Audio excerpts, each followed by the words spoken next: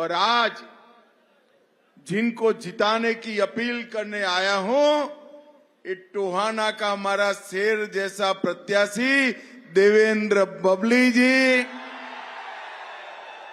और जिन्होंने न केवल हरियाणा, पूरे भारत की दलित बहनों के लिए बड़े काम किए हैं, ऐसी हमारी बहन सुनीता दुग्गल जी, जो रतिया से प्रत्याशी है, और आज टोहाना से आए हुए प्यारे भाइयों, बहनों, माताओं और मेरे जिगर के टुकड़े जैसे युवा मित्रों, आप सभी को नमस्कार। भाइयों बहनों, सबसे पहले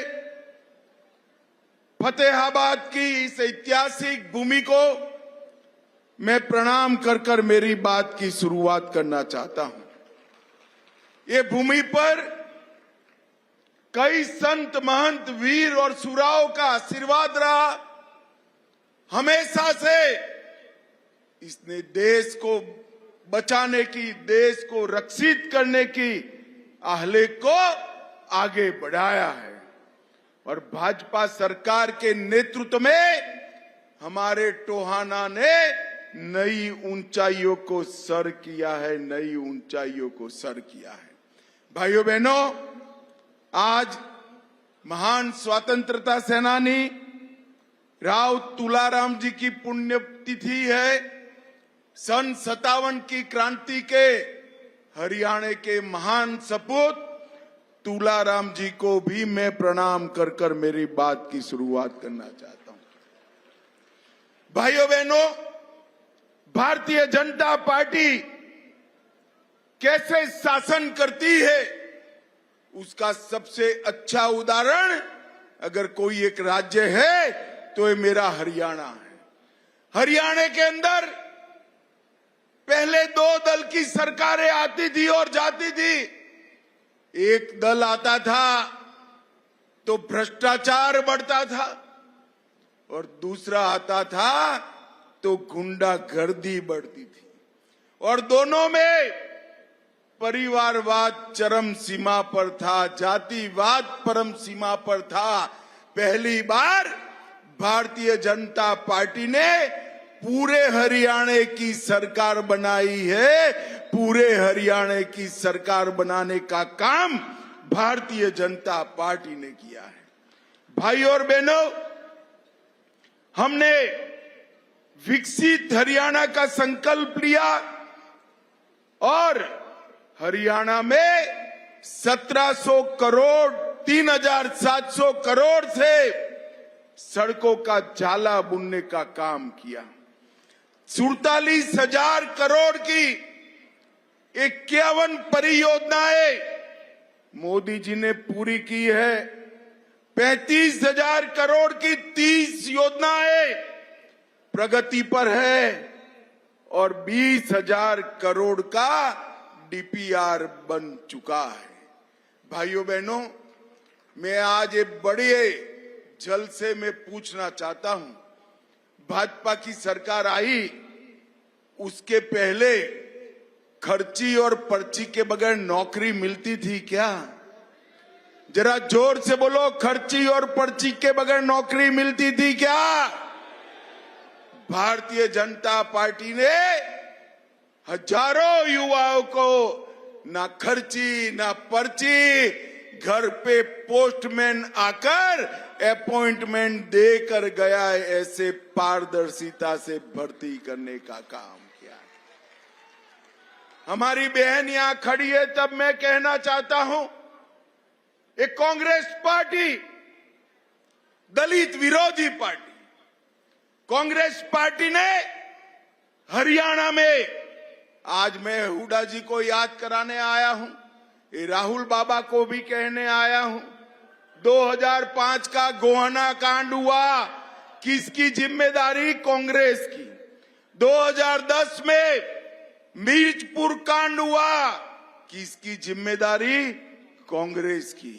और हमेशा कांग्रेस के शासन में नॉट फाउंड फॉर सुटेबल कर नौकरियों से आरक्षण के वंचित रखने का काम किया है।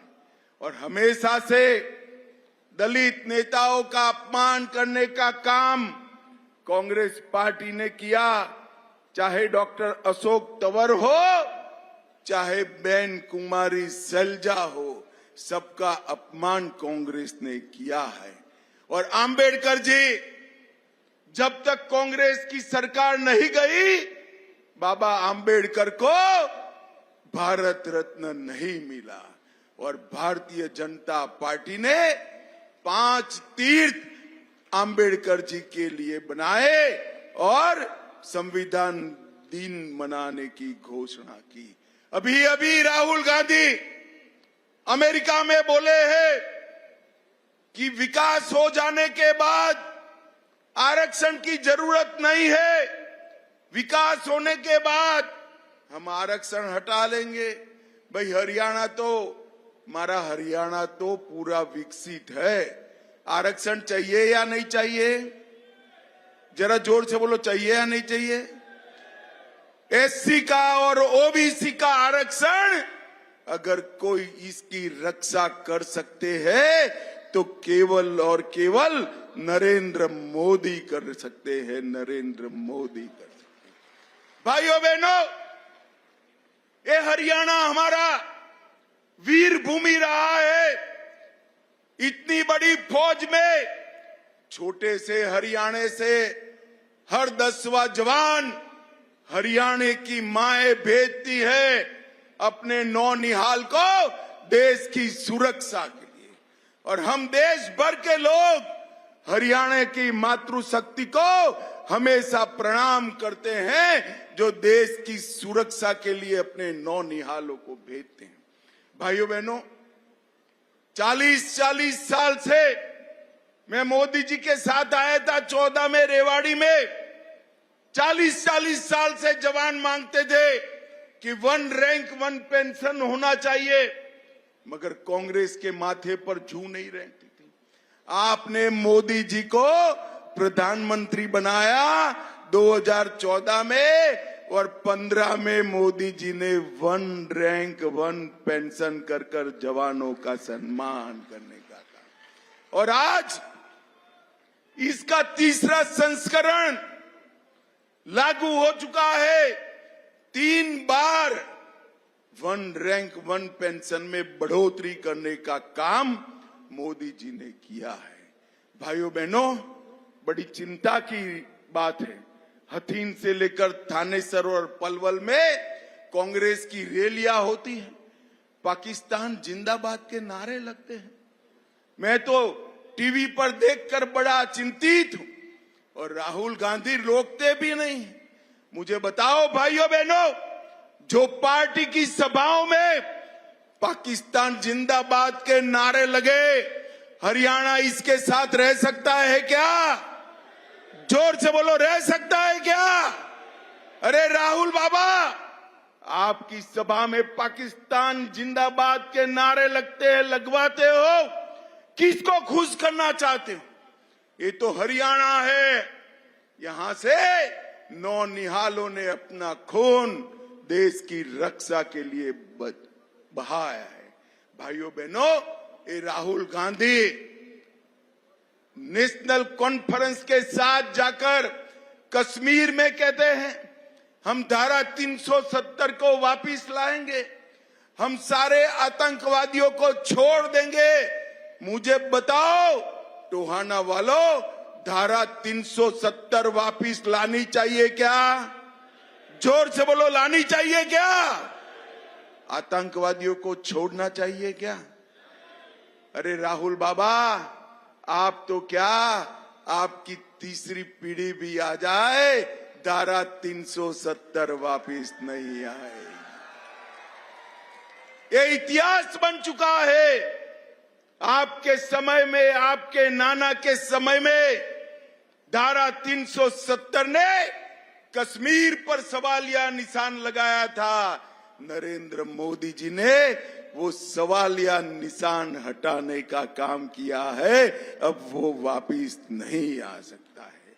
भाइयों बहनों, आज मैं आया हूं तब कांग्रेस पार्टी के भ्रष्टाचार की भी बात करना चाहता हूं।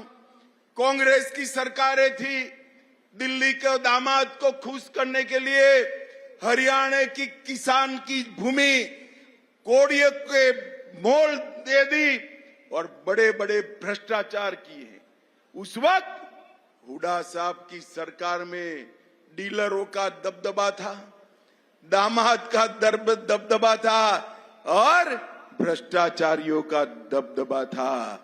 भारतीय जनता पार्टी ने ये डीलर और दामाद वाली सरकार को समाप्त करने का काम अब भारतीय जनता पार्टी की सरकार ने। भाइयों बहनों, हुड्डा साहब ने कांग्रेस के घोषणा पत्र में वादा किया है 2 लाख नौकरियां देंगे, हम भी देने वाले हैं। परंतु हुड्डा जी, मैं कांग्रेस पार्टी के नेताओं को पूछना चाहता हूं, ये 2 लाख नौकरियां किसको दोगे भाई? जो युवा योग्य है उसको दोगे या जो आपको खर्ची देता है, जिसके पास आपकी पर्ची है, उसको दोगे? भाइयों बहनों, कांग्रेस को जिताने का मतलब है युवाओं के पास से 20 लाख, 25 लाख, 30 लाख नौकरी के बारे में भ्रष्टाचार करना। और भाजपा को जिताने का मतलब है डाकियों को सगुन का 100 रुपया दो, आपका अपॉइंटमेंट लेटर आपके घर पर आ जाएगा, डाकिया दे जाएगा।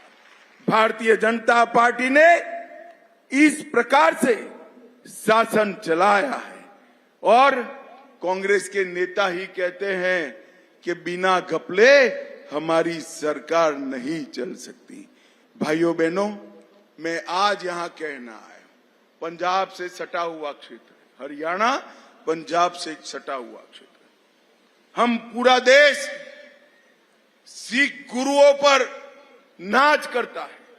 दशम पिता का सम्मान हर घर में होता है, हर घर में, हर स्कूल में दशम पिता की तस्वीर लगी है, हर घर में नानक देव महाराज की तस्वीर लगी है।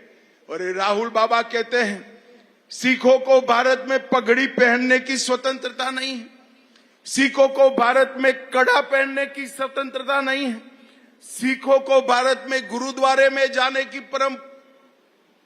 परमिशन नहीं है। राहुल बाबा, कौन से भारत में जीते हो तुम? यहां तो सिख नहीं, हम सब, हमारे सिख भाई भी ले जाते हैं, हम भी जाते हैं, बड़े शान से पगड़ी डालकर गुरु ग्रंथ साहब को मत्था टेक कर आते हैं।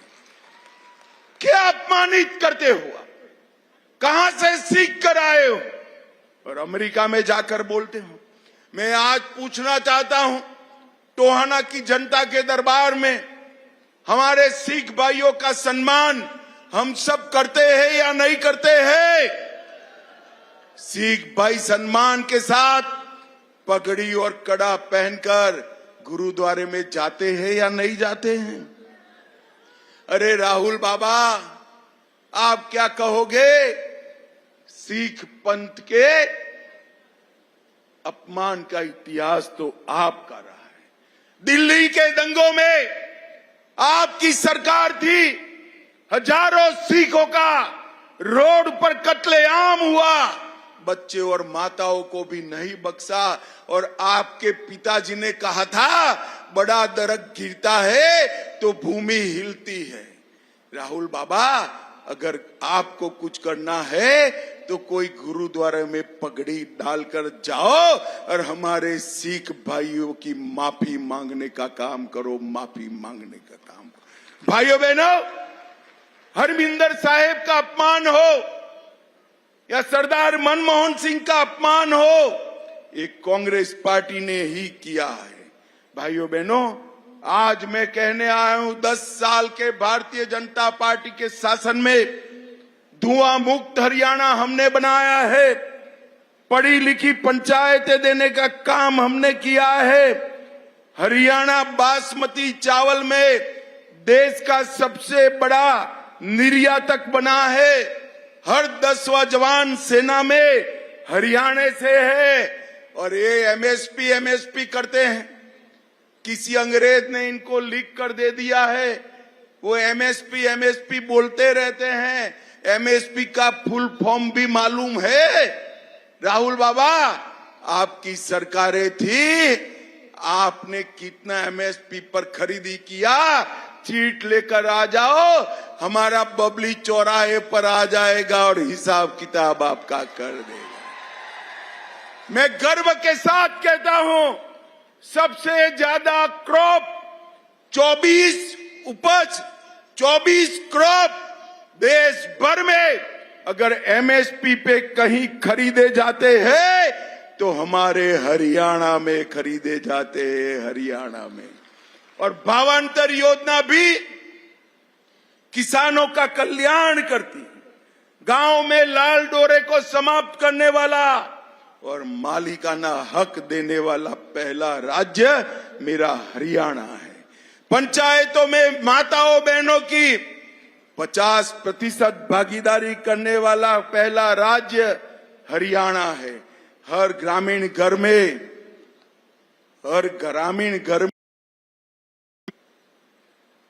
पेयजल, नल से जल पहुंचाने वाला पहला राज्य मेरा हरियाणा है। भाइयों बहनों, मैं सिर्फ एक जिले की बात करता हूं। 3 सीट का जिला है, 3 सीट का है ना फतेहाबाद, सिर्फ 3, तो 2 बंदे तो हमारे यहीं खड़े हैं। मैं ये एक जिले का हिसाब लेकर आया हूं। सिर्फ फतेहाबाद में पीएम ग्राम सड़क योजना के तहत 75 करोड़ रुपया खर्च किया और 187 किलोमीटर रोड ये 10 साल में बनाने का काम हमारी सरकार ने किया है। भाइयों बहनों, जोर से ताली बजाना, राहुल गांधी तक पहुंचना चाहिए। पीएम किसान, 1 लाख किसान लाभार्थियों को 200 करोड़ रुपया नरेंद्र मोदी जी ने सीधा बैंक अकाउंट में डालने का काम। 1900 हेक्टेयर भूमि सिंचाई की बढ़ाई, 700 मेगावाट के 2 स्वदेशी रिएक्टर बनाए और 5 करोड़ 50 लाख 4600 रेहड़ी पटरी वालों को लोन देने का मोदी जी ने काम किया। 62,000 घरों में पानी पहुंचाया, हर घर में शौचालय, हर घर में गैस, हर घर में बिजली पहुंचाने का काम किया और 580 स्कूलों में शौचालय और पानी पहुंचाने का काम नरेंद्र मोदी जी ने किया। मैं कांग्रेस के अध्यक्ष को कहना चाहता हूं, भैया फतेहाबाद में आजादी से अब तक कितना करा, इसका हिसाब लेकर आओ। हमारा पलड़ा भारी रहेगा, हमारा पलड़ा भारी रहेगा। भाइयों बहनों, हमने आगे भी तय किया है, अमरूद को जीआई टैग देकर यहां का अमरूद विश्व के बाजार में पहुंचाने का काम भारतीय जनता पार्टी करेगी। ओबीसी, एससी और ईडब्ल्यूएस छात्रों के लिए मुफ्त कोचिंग आवास यहां उपस्थित कराएंगे। एक और नया मेडिकल कॉलेज खोलेंगे। विश्वकर्मा महाविद्यालय स्किलिंग के लिए चालू करेंगे।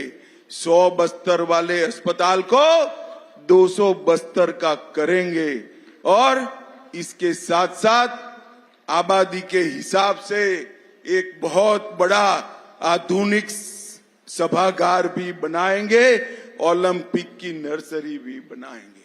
भाइयों बहनों, हमने कुछ वादे किए हैं। माताएं बहनें इतना बड़ा ब्लॉक भरकर बैठी हैं। मोदी जी ने तय किया है कि चुनाव के बाद हर माँ, हर माता बहन के अकाउंट में 2100 रुपये का चेक आपके यहाँ भेज दिया जाएगा। हमने तय किया है 500 रुपये में गैस का सिलेंडर मिलेगा, दाम कितने भी हो, हरियाणा की माताओं को 500 रुपया ही देना है। आईएमटी खरखोदा की तर्ज पर आधुनिक शहर फतेहाबाद में भी बनाएंगे और अब तक मोदी जी 5 लाख का इलाज का खर्च देते हैं।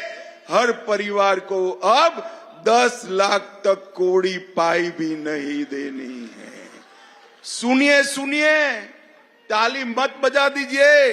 10 लाख तक पूरे परिवार को, और घर में बुजुर्ग है तो 15 लाख तक का पूरा खर्चा भारतीय जनता पार्टी की सरकार उठाए। 24 फसलों को एमएसपी पर संपूर्ण रूप से खरीदा जाएगा। 2 लाख युवाओं को सरकारी नौकरी, 5 लाख युवाओं के लिए रोजगार का अवसर और प्रमोशन योजना से मासिक स्टाइपेंड देने का काम करेंगे। 5 लाख गरीबों के घर बनाएंगे। हर व्यक्ति का डायलिसिस और डायग्नोसिस मुफ्त किया जाएगा। हर जिले में ओलंपिक की नर्सरी बनाएंगे और अव्वल बालिका योजना हेठळ तहत प्रत्येक छात्रा जो कॉलेज जाती है इसको स्कूटर देने का काम भी भारतीय जनता पार्टी की सरकार करेगी। ये अग्निवीर के लिए युवाओं को राहुल बाबा गुमराह कर रहे हैं। टोहाना वालों, मैं बात का पक्का हूं, मैं आपके बीच में कहकर जाता हूं, एक भी अग्निवीर बाकी नहीं रहेगा। हरियाणा के हर अग्निवीर को पेंशन देने का काम हरियाणा और भारत सरकार करेगी। के तौर पर नई वंदे भारत ट्रेन चलाएंगे। मेडिकल और इंजीनियरिंग पढ़ने वाले ओबीसी और एससी छात्रों को 25 लाख के लोन की गारंटी हरियाणा सरकार। अब बहनों, मैं आज आपको ये चुनाव हरियाणा के जिनको 10 साल से भ्रष्टाचार करने का मौका नहीं मिला, वो सारे राह देखकर बैठे, उनके मुंह से लार टपक रही। दिल्ली के कई दल्ले राह देखकर बैठे हैं, कब यहां कांग्रेस की सरकार आए। मुझे बताओ टोहाना वालों, ये हरियाणा को दल्लों के हवाले करना है क्या? जोर से बोलो, करना है क्या? आप मानते हो भ्रष्टाचार बगैर की सरकार कांग्रेस पार्टी दे सकती है क्या? किसानों का सम्मान नहीं कर सकते, दलितों का सम्मान नहीं कर सकते। भाइयों बहनों, 10 साल तक हमने हर गांव का विकास किया है। आगे एक 5 साल आशीर्वाद दीजिए। ऊपर मोदी जी आ गए हैं, नीचे भी कमल फूल की सरकार बनाइए। ये डबल इंजन सरकार हरियाणा को देश का बनाएगी, नंबर 1 राज्य बनाएगी। टोहाना वालों, हमारे बबली जी ने लक्ष्य रख दिया कि सबसे ज्यादा लीड से जीतना है, तो ये 15-20 हजार लोगों से ये पूरा हो जाएगा क्या? पूरा हो जाएगा? अरे यार, क्या मुझे मूर्ख बनाता हूं? मैं बनिए का बेटा हूं, गणित आता है मुझे। ऐसे नहीं होता, आप कहोगे और मैं मान लूंगा। एक रास्ता है, मैं बताऊं क्या? जरा जोर से बोलो, बताओ। और जोर से बोलो, बताओ। ये सभा के बाद हर व्यक्ति अपने मोबाइल से 10-10 लोगों को टोहाना और रतिया में फोन करे। 10-10 लोगों को, भाई को, भाभी को, काका को, काकी को, माँ को, बाप को, दोस्त की पत्नी, भाभी को, सबको फोन करना है और कहना है कमल के निशान पर 12 बजे के पहले बटन दबाना है। कहोगे क्या? जरा जोर से अंत तक हाथ उठाकर बोलो, माताएं बहनें भी उठाए हुए। कहोगे? कमल के निशान पर बटन दबाओगे? बबली और हमारी बहन को जिताओगे?